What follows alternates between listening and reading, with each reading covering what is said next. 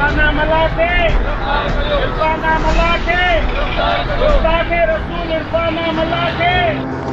अस्सलाम वालेकुम Nadreen, बुछरी news HD TV सां गॾु आऊं आहियां मोहम्मद सलेमान लुंड। चूअर जमाली खां ख़बर शामिल कंदा पंहिंजे रिपोर्टर मूजिबि चूअर जमाली पाकिस्तान सुन्नी तहरीक ऐं जमायत अहले सुन्नत पारां नूरानी चौक खां प्रेस क्लब ताईं मलूना इरफाना मला पारां तोहीन रिसालत जे कानून खे कारो चवण ख़िलाफ़ एहतजाजी मुज़ाहिरो कयो।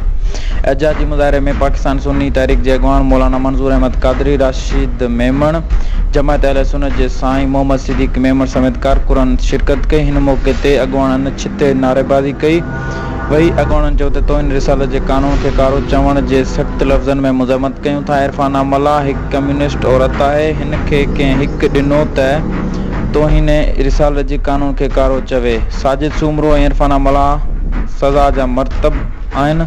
हिननि आला अख़्तियारनि खां मुतालबो कयो त फ़ौरी तौरु हिननि ख़िलाफ़ कानूनी कार्रवाई कई वञे ऐं गिरफ़्तार कयो वञे। ॿी सूरत में सख़्तु एहतजाज करे एहतजाज जो दाइरो वधायो वेंदो।